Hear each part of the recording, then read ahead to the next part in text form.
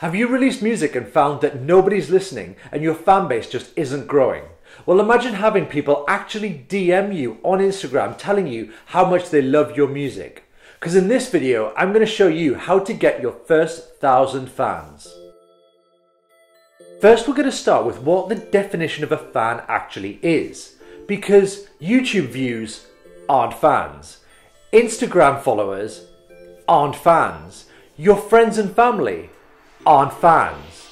Well, they kind of are fans, but they're fans of you. They're not actually fans of your music. Fans are people who are going to show up to your gig. They're going to engage with you on social media. They're going to buy your merch, and also they're going to share your music with their friends. That's why it's so important to build a fan base. They're going to be ambassadors of your music and spread it to a wider audience. You see, these people actually enjoy discovering new artists early in their career. They like being able to tell their friends, I've discovered another good artist, you have to listen to this. I'm sure you've been in this position before, where you discover a new artist and really you just want to tell your friends how well you've done to discover this artist and how they just have to listen. You get a bit of pleasure out of it. Those are the people you are actually targeting. All of the tips that I'm giving you and put together today are being used every single day to get artists to the next level. Whether it's getting added to Spotify's New Music Friday, getting played on BBC Radio 1, or even just building a social media following into the hundreds of thousands. Tip number 1 is also a bit of a disclaimer, because none of the tips in this video will actually be effective unless you have good music. So tip number 1 is have good music. And what sometimes happens with artists and musicians is they can get a bit too close to the project. And when you've actually wrote the song and produced it, it actually sounds better to your ear than it does everyone else's. That's just human nature. So what you need to do is ask your friends' honest opinion on whether they like your music. And if you don't think that they will tell you the truth to your face, what you can actually do is create an anonymous voting system, and you can use something like Strawpoll, which I'll link in the description. It's completely free, and you can actually send it out to all of your friends or post it on your social media and get honest, anonymous decisions on your track. So if you're going to be putting time, effort and money into promoting your music, at least that doesn't all go to waste. And not only this, the Spotify algorithm favors good music, because if people are adding your track to their own playlist, hitting the like button, listening to the track all the way through, going back and listening again, then that means it will push out your track to more and more people using Spotify's Discover Weekly playlists. And if it's going really well, it will be put in front of the editors to be considered for the official playlists. So if you take anything from this video today, it's find out honest opinions on your music. Tip number 2 is actually create great social media content. Now, most artists will actually look to the biggest artists in the world for inspiration on what they should be posting on their social media.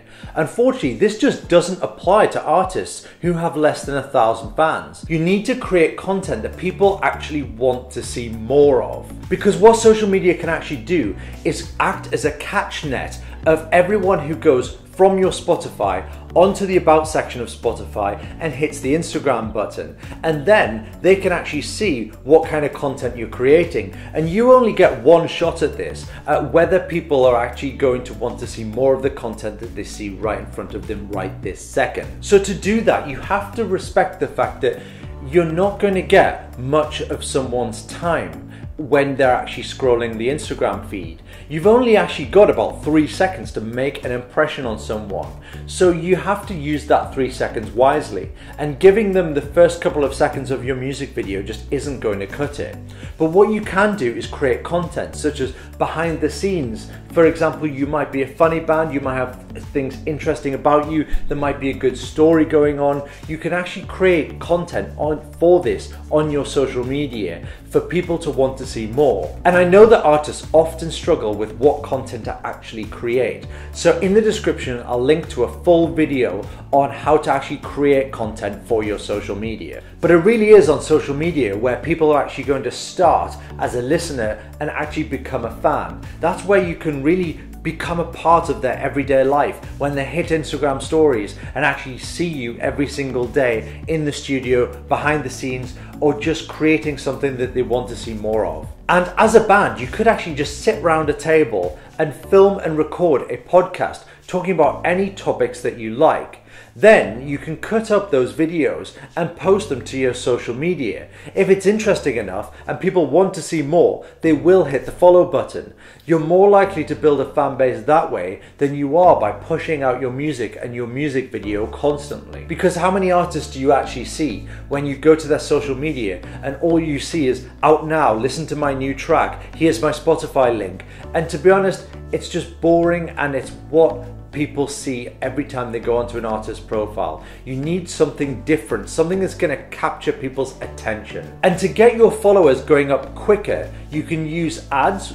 Instagram has a very powerful ad platform which allows you to precisely target the people who like your genre of music.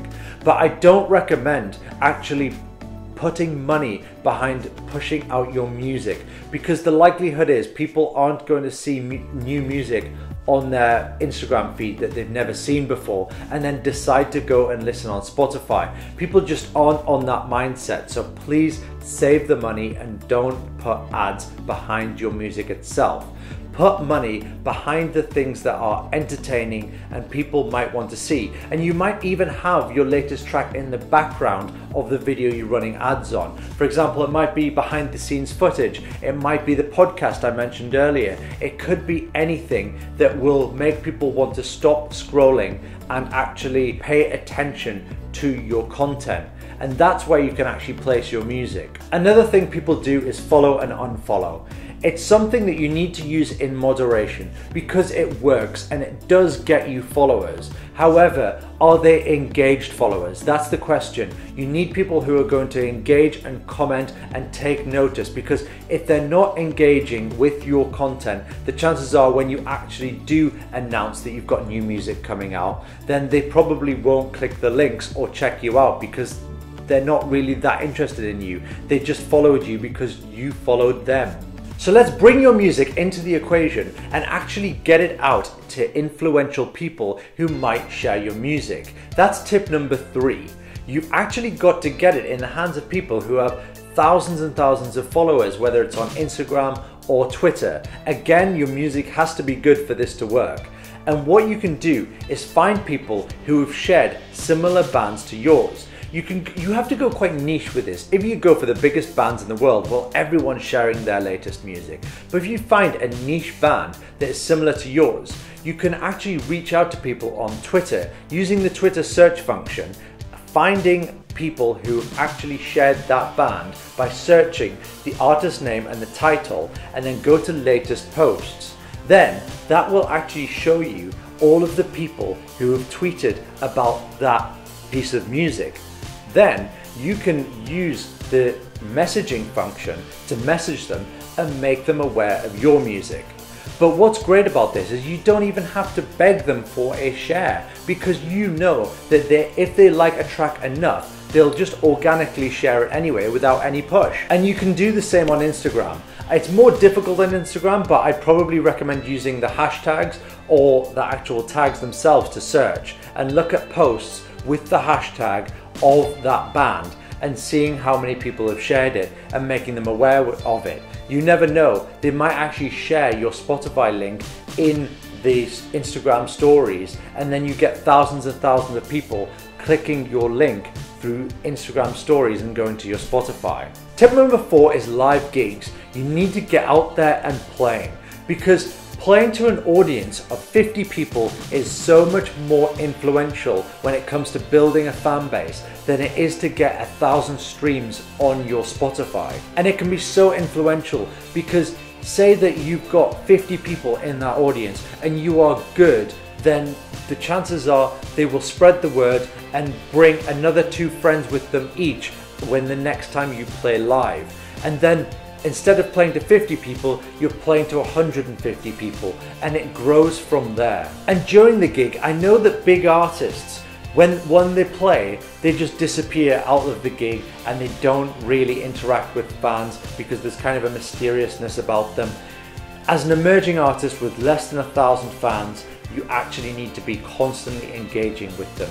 So don't just disappear, hang around next to your merch stand, stay around for a drink. If anybody approaches you, have a good chat with them, get to know them, find out how they heard about you, and then you've got another fan for life who's gonna be another ambassador for your music and just tell all of their friends. And tip number 5 is use Submithub. Submithub is a platform that allows you to submit your music to blogs. You actually pay to have your music heard by journalists and bloggers who could be influential in your music career. And what this allows you to do is build a fan base from a niche area, because if you get featured on blogs, those readers are looking for emerging artists. They are in the mindset to find the next big band they can tell their friends about.